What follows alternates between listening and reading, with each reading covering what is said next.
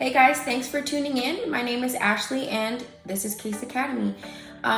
Today I wanted to talk about what you need to do to start homeschool. I've been getting a lot of questions on how to start. Considering the circumstances going on in the world today, a lot of parents and families are choosing to homeschool because distance learning and other things are not working for them. And so I figured I would just do a video.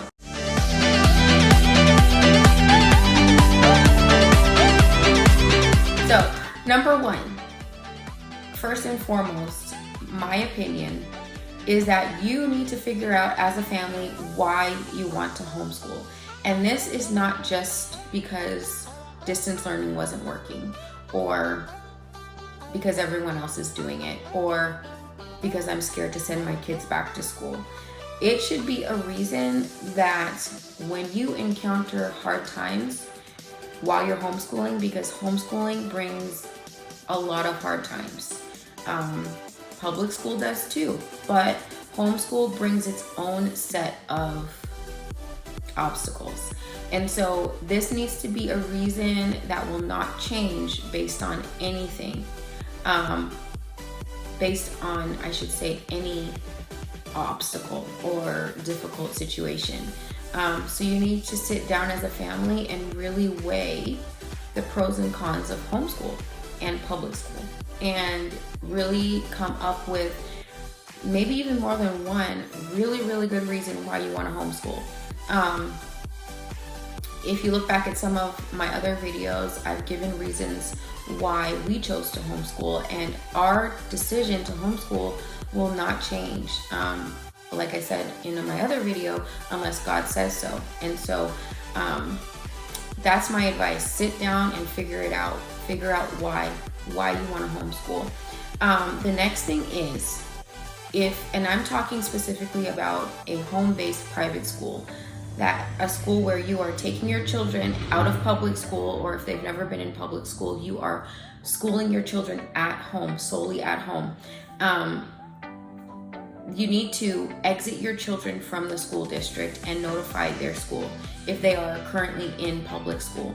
The reason for this is because every district needs to keep track of the kids in that district, and if you do not exit your child from the district, they will mark your child as truant. And so you want to make sure that you are writing a written communication to your school district and to your child's school, and that you receive a response back and you keep that response on file. Just so that you do not run into any issues of your child being truant because the school district was not notified. So keep that on file. The next thing is you need to file, and I'm speaking for California. I'm pretty sure it's the same in other states, but I will link to websites down below so that you can check. But in California, you need to file a private school affidavit. And that is, again, for a home-based private school. You're gonna file this affidavit on your Department of Education's website. And it's just a basic form, very simple. You file it every year in October 1st through 15th. You file that affidavit online, and then you wanna keep it on file for that current school year. The next thing you wanna do, in my opinion, is research. That's what I did. That is my recommendation. There are so many different ways to homeschool. There are so many different curriculums available, and you want to make sure you are finding the curriculum that best suits your family, and you want to make sure that your homeschool format is what best suits your family. There are curriculums that are very expensive. There are secular curriculums. There are Christian curriculums. There are Charlotte Mason based curriculums. There are Common Core structured curriculums. There are so many. I can't even name them all in this video. But you want to research all of the curriculums possible. Watch other moms and families that homeschool. Talk to other homeschool families that you know. Attend a homeschool convention if you can. Because you want to do all the research you can so that you know what's out there and you can find what best suits your family. So research is like one of my biggest things, and I'm constantly researching. Even though I found my curriculum, it may change. It may stop working for our family and we may have to change it. So just staying up to date on all of the different curriculums, all of the different types of homeschooling formats, you know, what's out there. Do your research, okay? So that is my other advice. Okay, and then the last thing I have written down, and I have some more that are popping into my head, is talk to your family, talk to your kids, sit down as a family, talk to your kids, talk about what you want your homeschool to look like. What do you want your vision to be? What do you want to accomplish out of homeschool? Do you want to homeschool at your dining room table? Do you want a classroom? How many days a week do you want to school? What kind of field trips do you want to take? I mean, every detail is important. Talk to your kids about it. Get their input. You know, obviously you're setting the boundaries and you are making the rules, but when they have to say in their education with boundaries, they will be more receptive. And so I would say sit down with your kids and as a family, talk to them, get their input, ask them how they feel, you know, and I think that's a very helpful thing.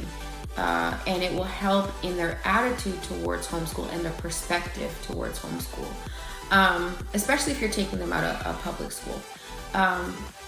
The other thing, piece of advice that I have is do not try to replicate public school at home. Public school is not meant to be in the home. And so you have to keep an open mind. You have to keep in mind that your child, especially if they're coming from public school, will have a transition period where they are getting used to being taught at home. Children are used to being taught a certain way. They're used to being told how to do something. They're used to being told when to do it. And homeschooling is very different in that aspect, or in those aspects. So you want to leave room for a transition period to allow your child to adapt to homeschool. And it could be rough, you know, but don't lose hope, because they will get used to it and they will learn to love it. And I've witnessed that with my own daughter, my eldest. She was in public school, and it was rough at first. And actually it was rough when we were distance learning. And that's another point. Many of you may already know that distance learning was hard because the curriculum that was being used was for public school. It was for a public school setting. And so bringing that into the home is very difficult. And so you want to make sure that you're not trying to replicate public school at home, and that your curriculum really suits your child and your teaching style and learning style. What else? Keep an open mind, be flexible. You don't have to have a schedule from 8 a.m. to 4 p.m. by the minute. Like, you have the flexibility as a homeschool parent to structure your homeschool how you want it to be, what works best for your family. I should probably do a video on our schedule. Maybe that'll be my next video. But I set a tentative schedule just as a framework for us, because my husband also helps with homeschool, and so I wanted kind of a guide for us to follow. But we changed that up from day to day. It just depends on what's going on. You know, I have a child with special needs. Sometimes she goes to therapy, sometimes she's home, sometimes she has a meltdown. Sometimes some kids want to sleep in and some kids are up at 7 and ready to go. Sometimes I'm tired and I want to sleep till 9 because I'm tired. And when I'm tired and grumpy, I'm not a good teacher. So be flexible. You know, you're not held to any one standard but your own. And so just remember that it's not the end of the world if you don't complete an assignment on any given day. It's not the end of the world if all you do for homeschool that day is say the alphabet, or go on a field trip, or go on a nature walk. It's okay. So one piece of advice that I have is to remain flexible. And I think that's it. I hope I didn't forget anything. If I did forget something, you guys leave a comment down below. And I hope this video was helpful for you. Also leave a comment if you have any suggestions on future videos. Like if there's something in particular you want me to go over, like schedule, or I will be doing more curriculum in-depth flip throughs, but if you want to see a particular one, let me know. Other than that, I think that's it. So thanks for tuning in. I'm gonna leave 2 links down below. One is for in California, the Department of Education, the Homeschool Affidavit form that you need to file. And then the other one is for the HSLDA, and that is a organization that assists homeschooling families, mostly with legal things, but they will provide you laws by state. They'll provide you with any changes that are coming down the line. You can sign up with them. You pay a monthly fee, but you can sign up with them for assistance and access to certain resources. If you have any kind of obstacle or hiccup, you know, if the school district is coming for you or whatever, they will assist you. And so I'm gonna leave that link down below because it's very, very helpful. Even if it's just to keep up on the laws that are coming out in your state regarding homeschool. But yeah, so I hope everyone enjoyed the video. I hope it was helpful. Leave a comment down below, like the video if you enjoyed it, and remember to subscribe and turn your bell notifications on so that you know when we upload new content. Thanks for watching. Bye guys.